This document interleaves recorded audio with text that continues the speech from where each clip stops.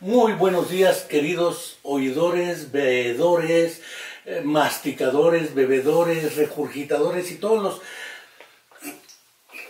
términos que el poeta Javier Sicilia utiliza en ese tenor, ¿sí?, de la Comuna de la Palabra. Hoy en vivo y a todo color aquí con el psicólogo René Santoveña y con el doctor Alejandro Vera, ambos rectores de la UAM, uno exdirector de la Facultad de Psicología de la misma universidad, ambos exsecretarios generales de la universidad, el otro exsecretario académico, bueno, el otro exsecretario de extensión, no, bueno, ya ni digo toda la trayectoria que tienen, porque escuchaba en el Choro Matutino la entrevista que le hicieron al psicólogo Mario Cortés, y Arre se decía ciertamente, pues Mario lleva más de 30 años aquí, desde que fue nuestro alumno precisamente, te acordarás, sí, psicólogo Santoveña, y Alejandro Vera un año, 84, 87, y tú también eres más o menos 88, entonces son más o menos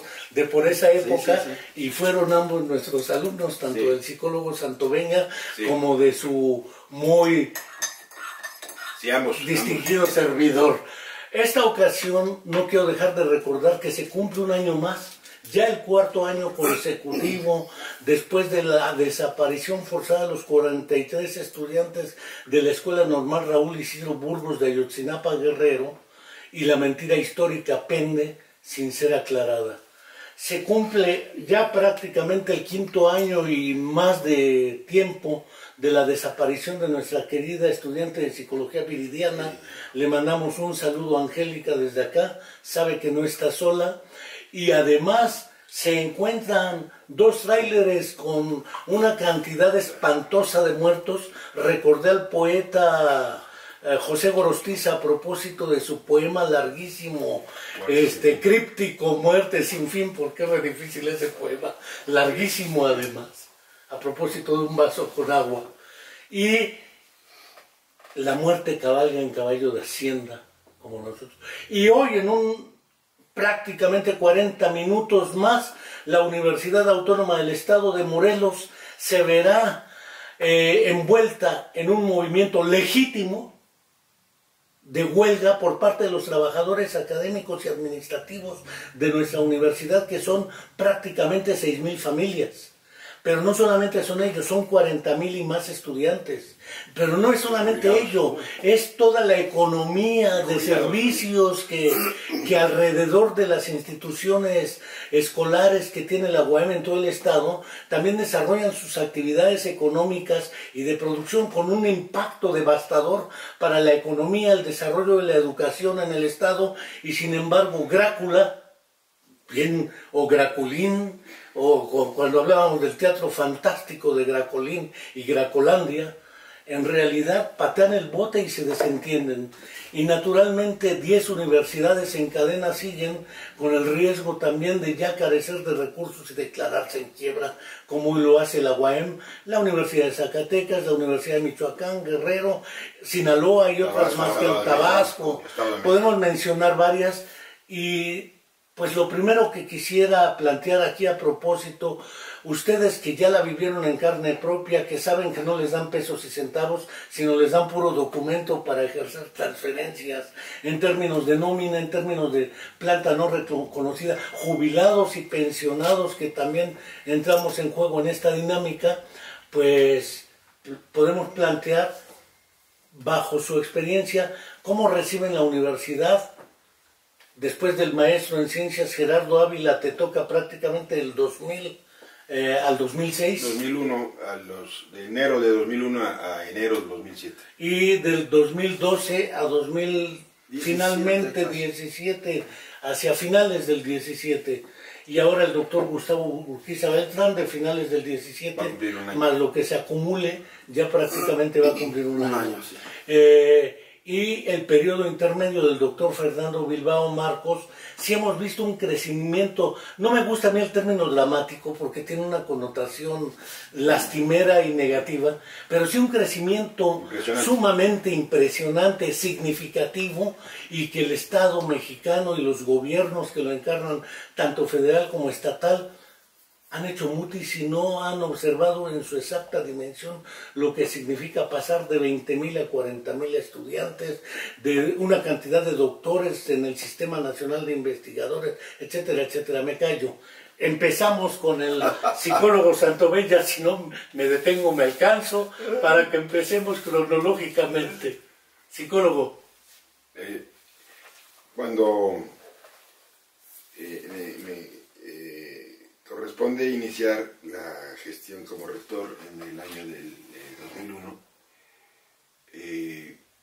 casi pudiera uno decir que la universidad todavía era solvente. Sin embargo, ya tenía sus primeros déficits. Con Gerardo Ávila, al final de su gestión, empezaron a aparecer los primeros déficits anuales, pero eran de una proporción muy manejable, que no representaban ni siquiera el 5%. Por manejable entiendo por la propia universidad. Por la propia universidad. Es decir, ya a mitad de la gestión de Gerardo Ávila, ya la balanza entre lo que la Federación y el Estado otorgaban y lo que significaban los egresos de la institución, ya la balanza era negativa, pero con los ingresos y recursos propios la universidad equilibraba y conseguía sortear las dificultades cada año.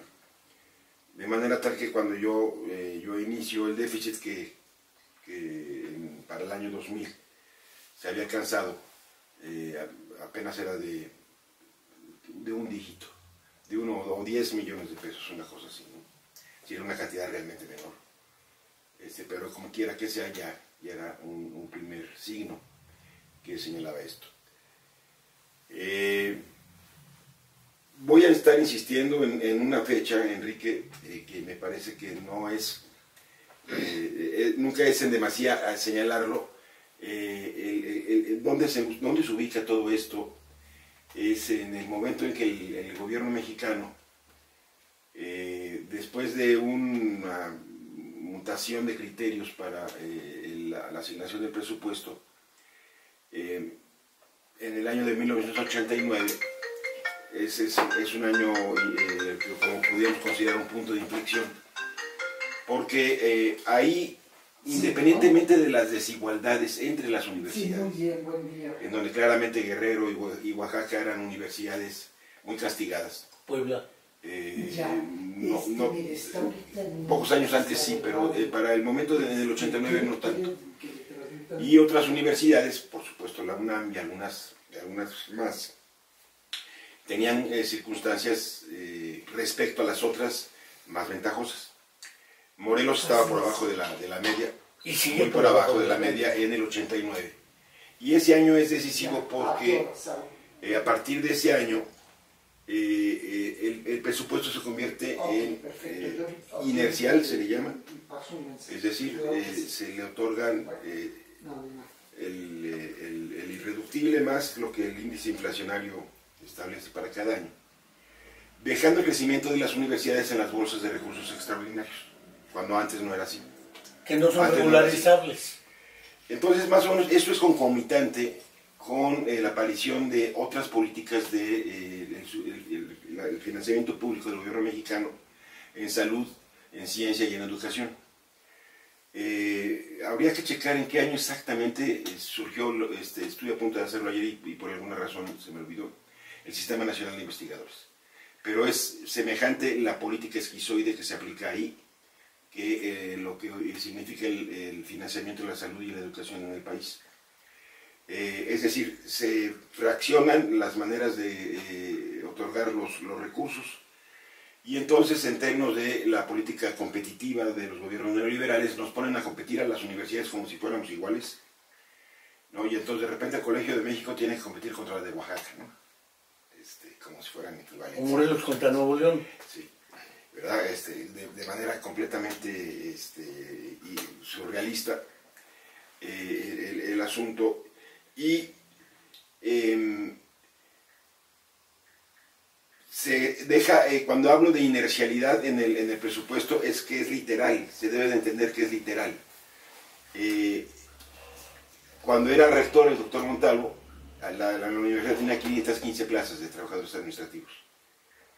Y la manera de cotejar eso es a partir de los convenios tripartitas entre los gobiernos y las universidades. Y en los anexos vienen señaladas cuántas plazas de profesores de tiempo completo tiene usted, categoría A, B, C, D, etcétera, etcétera, cuántos servicios académicos, cuántos secretarios, cuántos conserjes, etcétera, todas las plazas, vienen todas. ¿Cuántos directores hay en la Universidad de Nuevo León? ¿Cuántos en la de Tabasco? ¿Cuántos en la de Morelos? Y si yo no he podido hacer esa revisión, probablemente ya en la gestión o de Fernando o de Alejandro, probablemente se hayan movido esos anexos para bien de las universidades. Pero por lo menos unos 20 años, eso estuvo estacionado. Montalvo, Ávila, es decir, Montalvo, Ávila y un servidor. Esos 515 administrativos, en los anexos siempre fueron los mismos. Y los salarios para los directores de unidades académicas fueron 32, siempre fueron los mismos. No, pero además recuerdo, por ejemplo, en tu administración se crea lo que es la Facultad de Humanidades.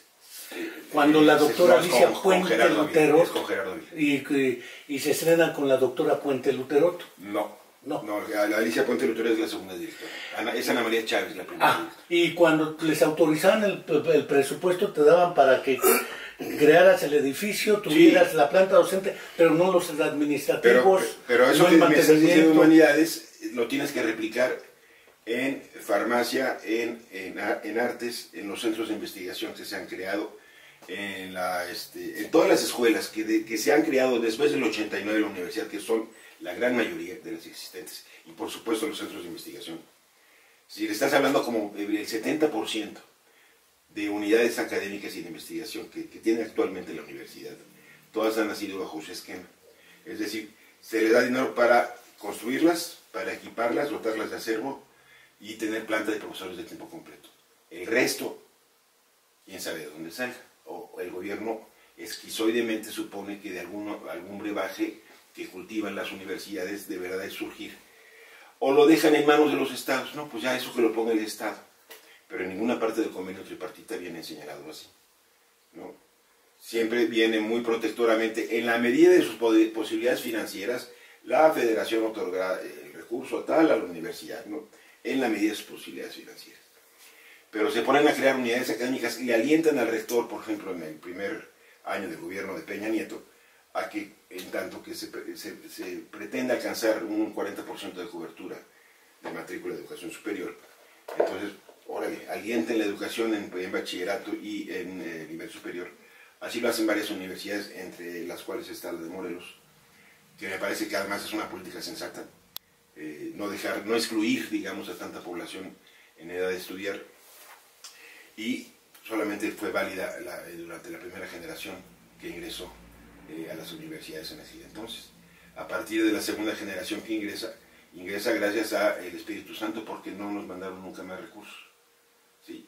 Entonces, cuando uno empieza a tener lecturas de diversa fuente, ubicadas en distintos momentos históricos de las universidades, te das cuenta de que lo que pasa ahora, que nadie se... ¿Cómo es posible que los malos manejos de los rectores, etcétera? Por supuesto que puede haber administraciones en distintas universidades del país, puede haberlas, sin duda alguna, lo cual además es muy lamentable, que esto puede llegar a presentarse. Pero el conjunto de circunstancias que han pautado un desarrollo zigzagueante de las universidades es atribuible 100% a una política de subsidio público del gobierno mexicano que es netamente esquizofrénica. A ver, entonces, sacaría dos premisas a manera de conclusiones provisorias. Primera, la crisis de la cual tanto Eric como el mismo Mario Cortés afirman que desde hace 3 años es muy clara, tiene prácticamente un cuarto de siglo, según tu reflexión. Sí, por supuesto. Y dos, pese a que pudiera haber malos manejos, desviación de recursos, por ejemplo, que te llegan recursos para cierta función, pero los jalas para nómina y eso genera ya desviación de recursos, porque la nómina es prioritaria. Es decir, pese a que haya malos manejos, el problema central es la política pública de Estado y de gobierno. Sí, porque además todo el mundo está involucrado en cierto sentido. Desde los liderazgos de los sindicatos, por supuesto que tienen que ser reivindicatorios, sus planteamientos y sus señalamientos tienen que tratar de ser ubicados en los contextos en los que resultaría ajeno el papel del sindicato. Pero de todos modos tenemos que recordar que quienes fuimos sindicalizados siempre pugnamos por tener 90 días de aguinaldo, cuando eso no viene en los convenios.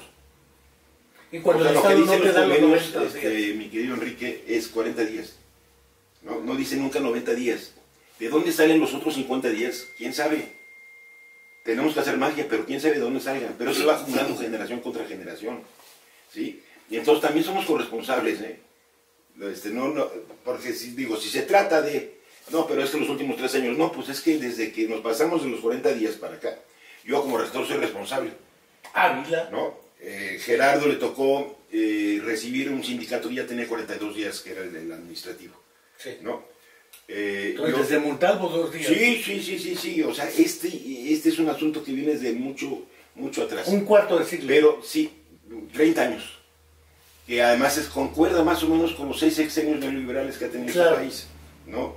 Es un poco, quizá de la Madrid no está tan presente en toda esta historia, pero es en el 89, que es el primer año de Salinas de Gortari, hay una pauta ahí.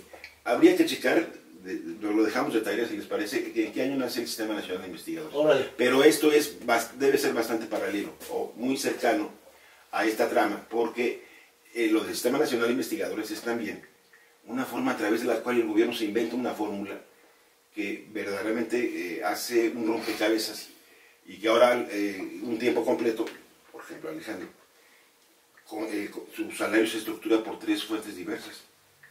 Un salario de nómina, una beca de desempeño académico y si es que tiene sistema. Si está en el sistema a través de la beca. Es decir, no es por vía salarial, porque eso te daría derecho. No, pero además con la desventaja que es la trampa. Antes no era así. Cuando él se jubile, 2 de esas 3 fuentes de su salario se le van a sumarse. Pues, doctor Alejandro Vera, ¿qué puedes adicionar a esto?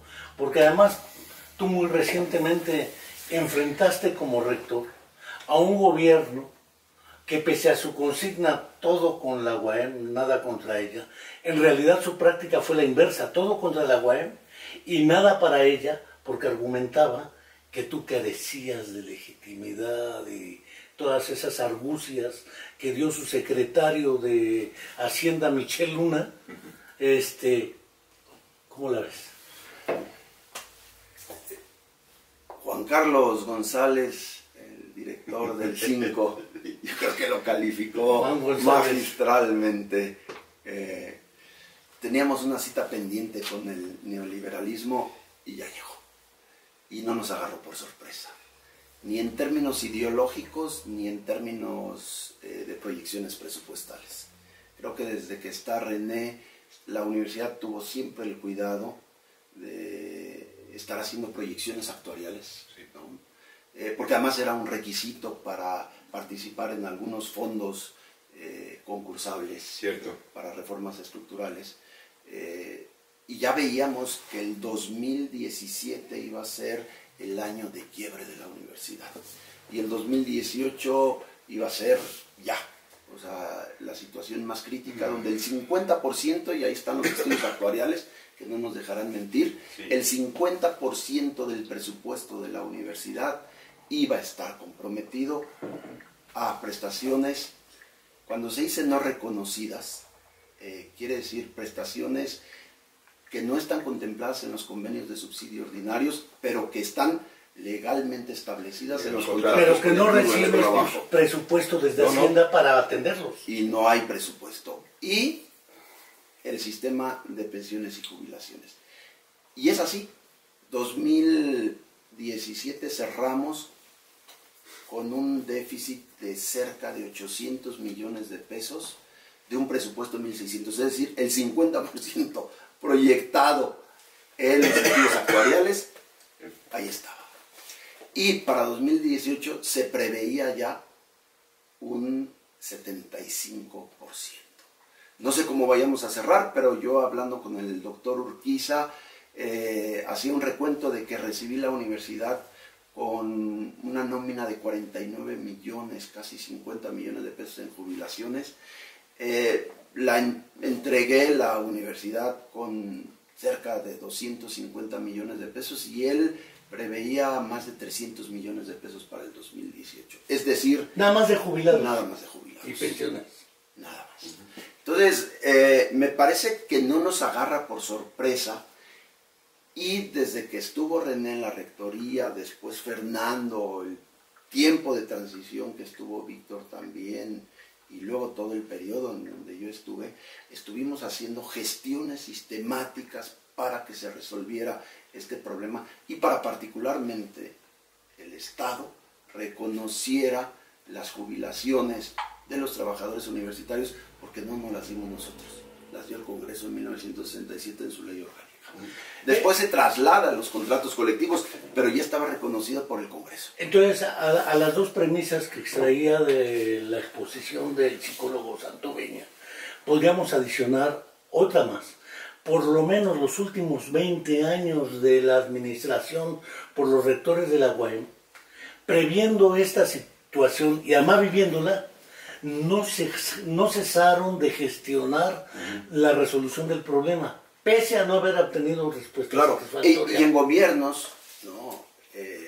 Con una política muy neoliberal y muy agresiva, en donde empiezan a crear instituciones a partir de las cuales contratan profesores a destajo, sin prestaciones, sin derechos, sin condiciones laborales, y ese se empieza a hacer el modelo de educación superior de los últimos gobiernos, y es ahí donde empiezan a apostar. Es decir, se crean muchas universidades en lugar de apoyarlas. Pero se crean bajo condiciones de profesionalización técnica y por el otro lado de condiciones laborales muy precarias. No son 20, son 30 años o más, Enrique. Ya, Carlos ya nos dio el dato, es en el 84, cuando se genera el Sistema Nacional de Investigadores. Es decir, en pleno gobierno presidencial de la Madrid. Desde la Madrid. Y es en finales de los 80 y principios de los 90 que se generan las tecnológicas, a las que se están refiriendo, y después las politécnicas. Son más de 100. Y hay un olvido. Son más de 100. Un olvido de las universidades públicas. O sea, en el mejor de los casos nos daban un incremento presupuestal equivalente al índice. Hay otro dato que yo les oía a ustedes, también a Fernando Bilbao, pero desde Gerardo Ávila creo que ya estaba muy claro. Para media superior, nada. Nada. Ni para posgrado.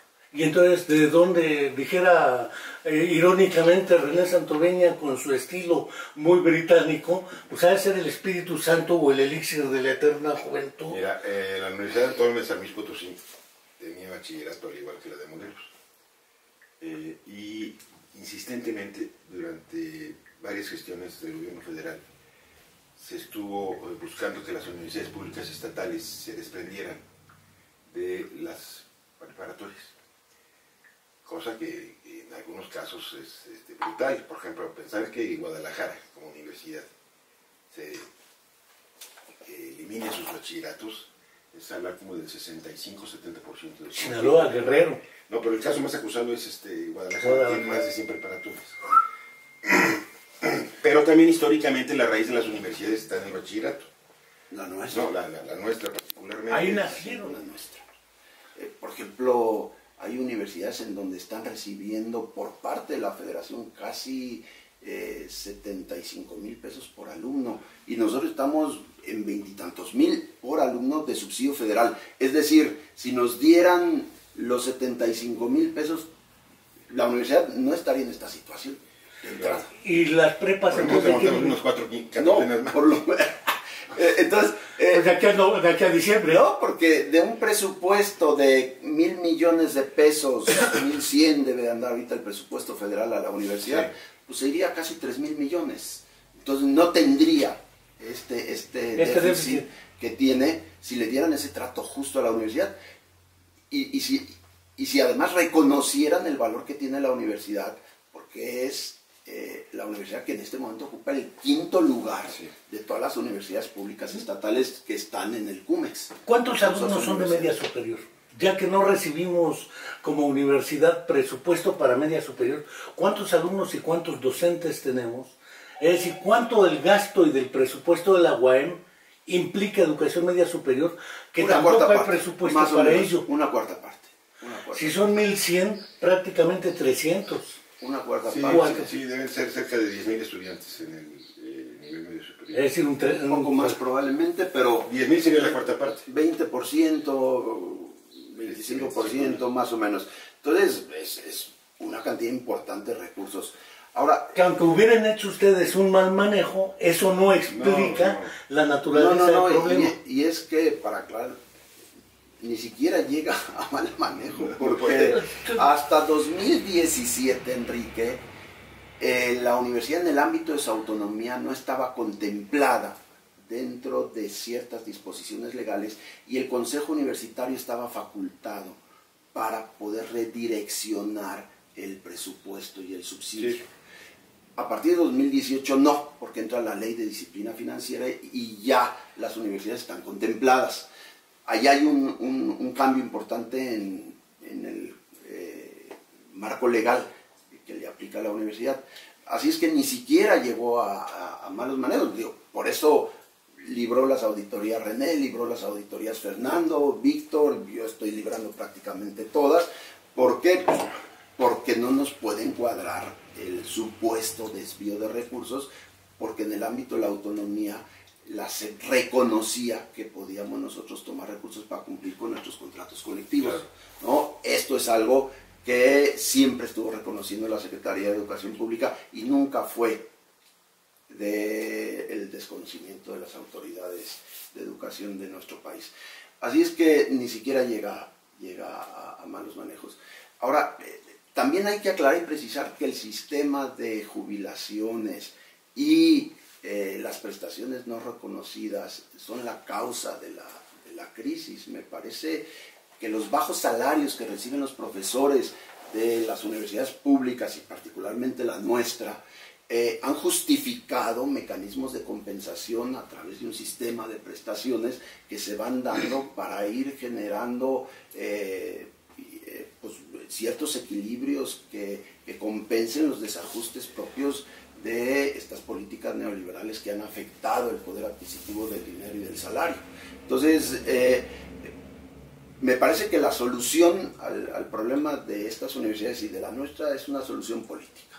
Tiene que ver con voluntad política, de que por un lado el Estado reconozca que fue en 1967 el Congreso quien aprobó las jubilaciones para los trabajadores universitarios y que en el Estado se pagan 90 días de aguinaldo a todos los trabajadores, incluidos los de la educación, y la universidad no tiene por qué ser la excepción. Es decir, rescatar a la universidad no solamente significa darle en una sola exposición, por única vez, el déficit, 1.800 millones, porque a mediano plazo volveríamos a la misma circunstancia. El 75% del presupuesto. Sino que además debe incrementar el presupuesto con esos criterios que hablamos de justicia y equidad en trato para costo por alumno entre las universidades. Lo que significa, fíjate bien, 50 días de aguinaldo para 6.000 profesores malos jubilados. ¿Cuánto estamos hablando? ¿De cuánto dinero estamos hablando? ¿Te das cuenta? O sea, es un dineral, es un mes, casi 200 millones. Y 2/3 es un dinero. No, entonces... Nomás de jubilados. Digo, sin contar el trato desigual y media superior. Nomás de aguinaldo, es un dineral. Entonces, pues sí es una situación que se vuelve inmanejable, sí.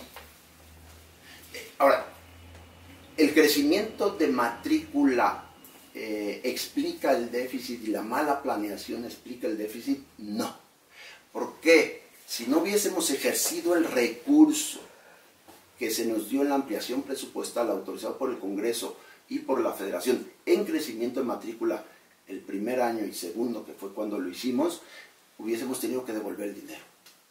No lo podíamos aplicar en otra cosa. Estuvo comprometido a la política federal de incrementar la cobertura del 40%. Incrementar la cobertura al 40% suponía para nuestra universidad un crecimiento del 200%.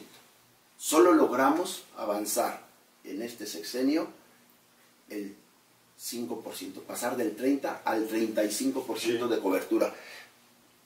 Nos quedó pendiente un 5%, que era que la universidad creciera un 100% más. Sí, y conste que tener 35% de cobertura es verdaderamente ridículo. Es decir, respecto a nuestra historia, pues parecería mucho, pero si lo cotejas con respecto al continente, de América Latina particularmente, los índices que tiene, no, olvidémonos de Cuba, Argentina, ¿no? Con respecto a México y lo duplica Argentina, más que lo duplica. Brasil. O sea, Argentina no tiene 70% de cobertura, tiene como el 80%. Venezuela tiene un montón, o sea, México está por debajo, en serio, muy por debajo del resto de los países, o de casi todos los países de América Latina. Chile, por Y aun y cuando se pueda considerar esto un gran logro, haber aumentado 5 puntos porcentuales, no, sigue siendo insuficiente. Nada. Sigue siendo insuficiente.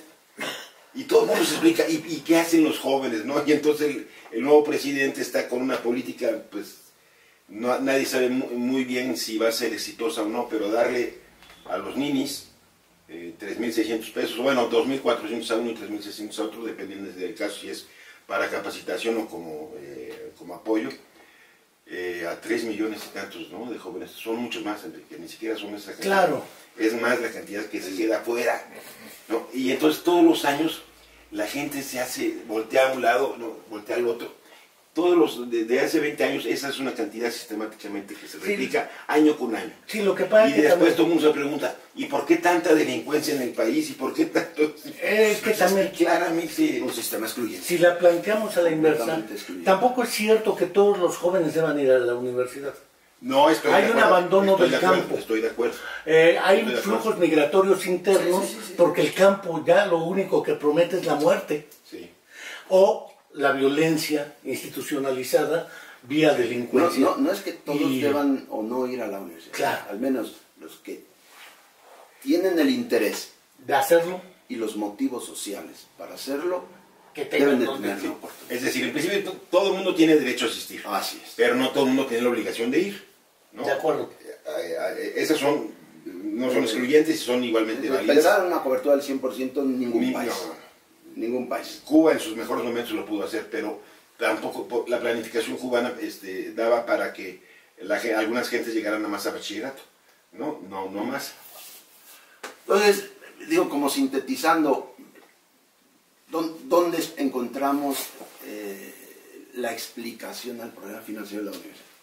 Primero, me parece que hay, y quiero con esto responder a un punto ahí que dejó René, si siguen siendo las mismas plantillas que vienen en los anexos de los convenios de subsidios, sí, siguen siendo las mismas del 89. Es decir, no se movieron. Entonces no hay un reconocimiento, Es catastrófico. un reconocimiento.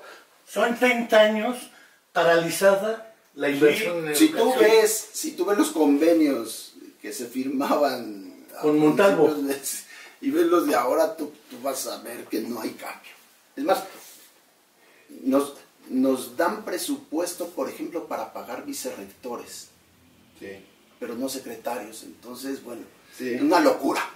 Una cosa que Además, no ¿para sé qué de dónde carajos salió. quieres un vicerrector? No sé de dónde. Pero- Nos dan para un número de profesores, un número de horas, y hay un déficit. Ahorita debe andar el déficit de horas.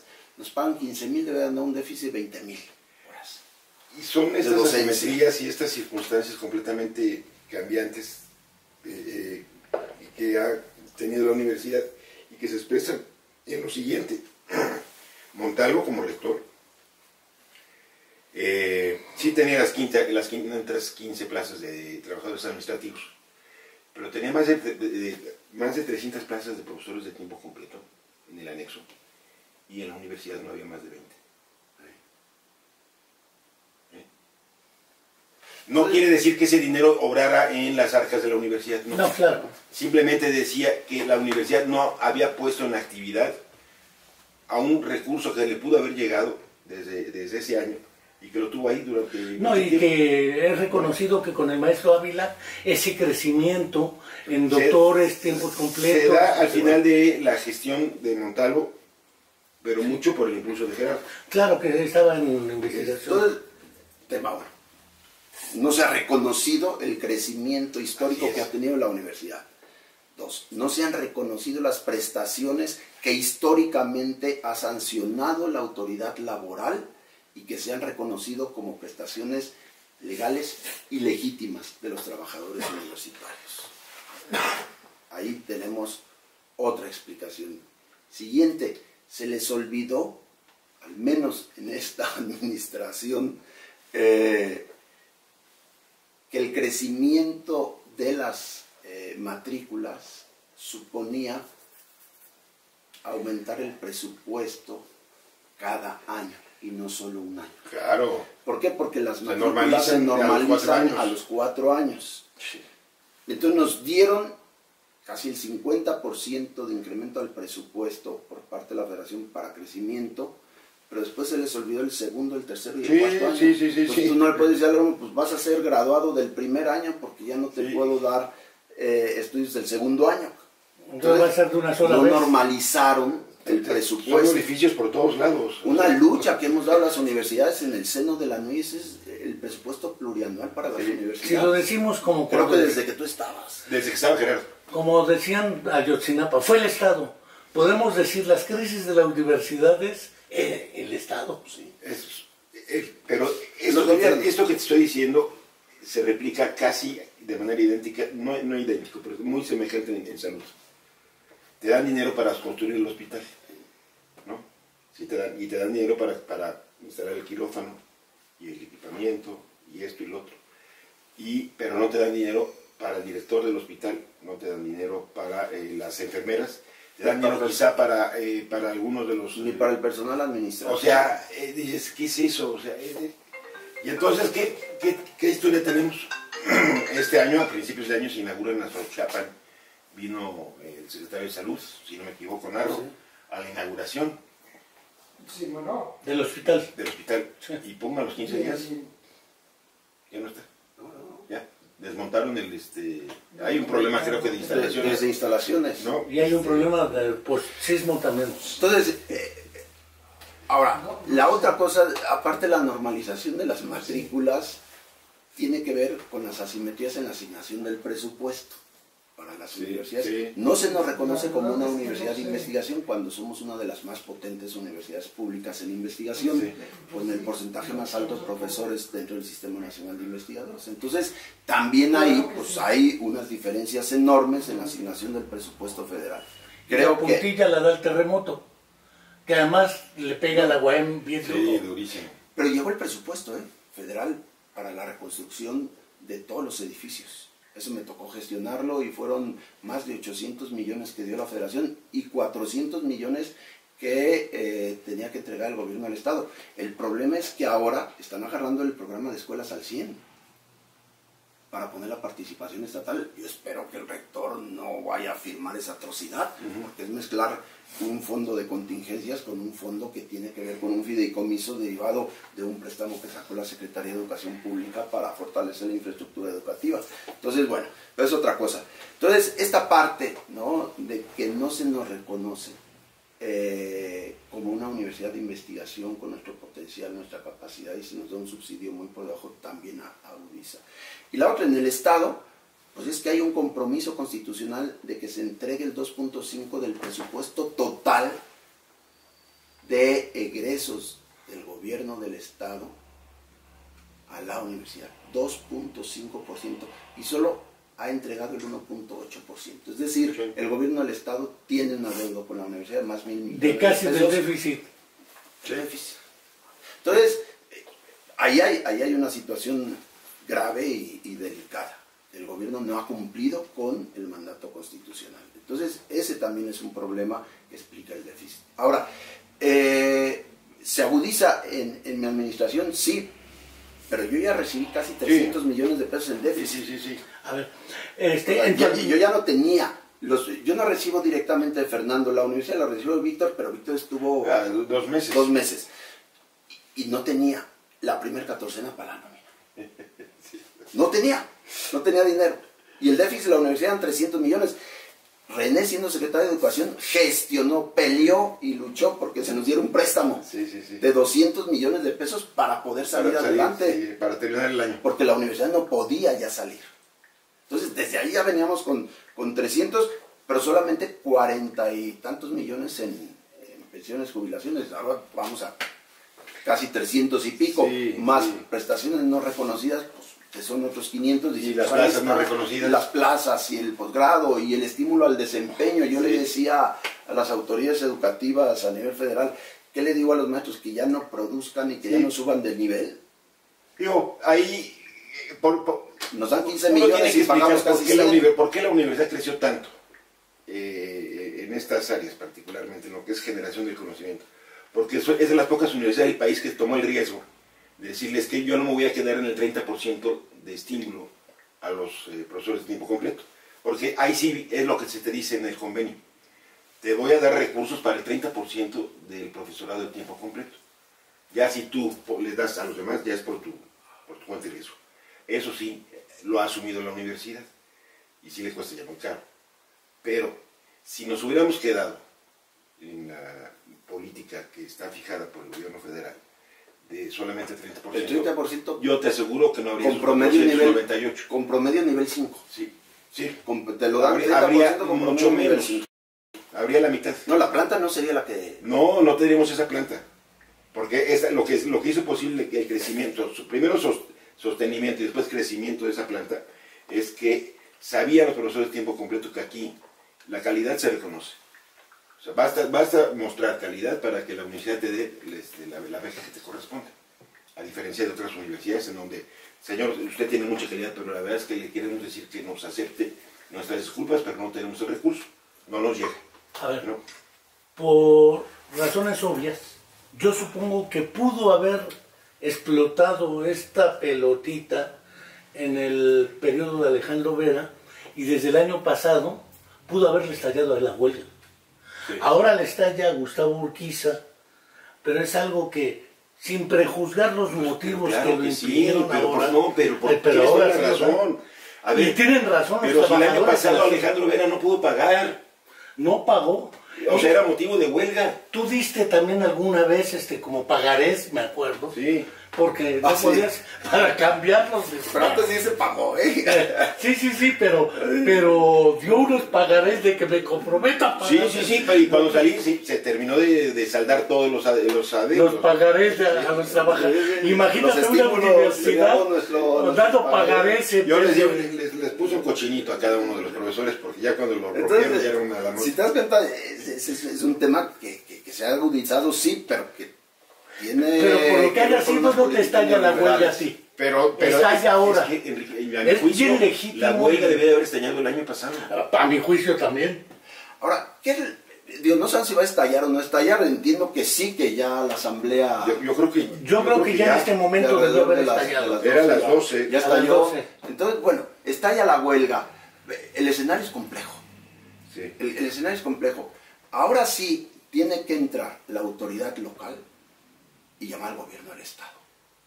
Para que el gobierno del Estado le dé a la universidad el recurso que necesita para cumplir con sus prestaciones, sus Sus compromisos contractuales y para que los maestros reactiven sus actividades y sus labores. Me parece que de no hacerlo, el gobierno del Estado estaría violando el derecho humano fundamental a la educación y sobre todo Al de salario menores, digno, y sobre- a la vida, no, etcétera. pero es el derecho a la educación Sí. de los jóvenes y de menores de edad, porque el Estado está tutelando el derecho a la educación de menores de edad porque tenemos estudiantes Todo de media preparatoria. superior. Y ese tiene que estar por encima de cualquier otra cosa, de tal forma que tienen que liberar el presupuesto, tienen que darle el recurso a la universidad, porque la universidad depende del subsidio. Sí, claro. Y además, bueno, ¿qué será? No es factor Alejandro, hace de producción. cosa que un No es mes y empresa. medio, 2 meses, el diputado Matías Nazario le hizo una entrega simbólica prácticamente de un documento al rector Urquiza de que le iban a dar 500 millones de pesos a la Universidad de Morelos para por lo menos sacar el año. Además de los compromisos del gobernador saliente, que está a punto de salir del Estado, de que iba a gestionar los recursos correspondientes. Pues ni una cosa ni la otra están ocurriendo. No están ocurriendo que, bueno, pues estamos Estamos prácticamente ya la huelga estalló. ¿Qué hay? Cuando Buenas que tardes. uno debe preguntarse, y a ver, diputado Matías Nazario, ¿dónde están esos 500 millones de pesos? ¿Y dónde está cuando Graco dijo que iba a dar clase en la universidad? No. Que él se encargaba de que hasta diciembre iba a haber dinero. No, ¿Dónde está? Lo Patearon el comprometió, bote. él dijo, no, ni lo ha pateado siquiera. Ni lo ha pateado, que es lo Pero más digamos, el delicado. gobernador está a 10 días de terminar su gestión, termina el 30 de este mes. No estamos a 20, está a 10 días de concluir su gestión y la está concluyendo con el estallamiento de una huelga, lo cual me parece muy, muy triste. Es lamentable, lamentable, lo cual refleja de que sí hubo una desatención por parte de él. Y naturalmente, ¿qué podríamos decirles a los trabajadores, a los sindicatos y a los estudiantes de que parece ser que, según exponen ustedes, esta huelga era justa, legítima y necesaria desde hace más de un año? Así es. Hasta ahora se está dando. Sí. Naturalmente los trabajadores cuentan con nuestro respaldo, nuestro apoyo, Desde luego. porque es Completamente, justa, porque completamente. de otra manera no van a voltear a ver a la universidad, porque de otra manera van a ser mutis y una No, ceguera están en su derecho. ideológica. Este es Y la huelga es un derecho sagrado. inalienable. el movimiento de huelga, es un movimiento legítimo, ¿no? Y el mensaje de los estudiantes que se solidaricen con, Sí. con los profesores. Es parte de la formación, o sea, me parece que un estudiante entienda los apremios, las dificultades de un país, de una clase trabajadora y de la manera de operar de una institución, eso debe de formar parte de su formación.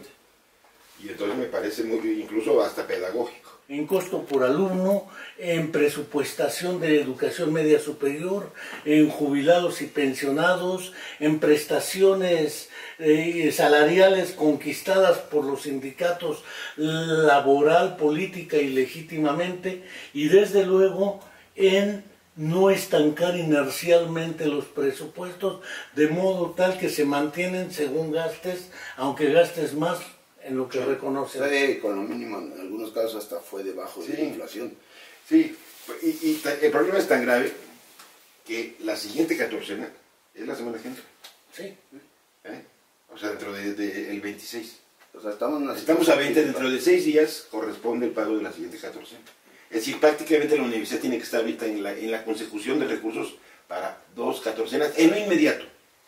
Después, en lo inmediato sería el resto del año. Algunas voces, y bien, yo quisiera simplemente calificarlas de voces que se expresan desde el desconocimiento de lo que es la administración pública. O la mala fe.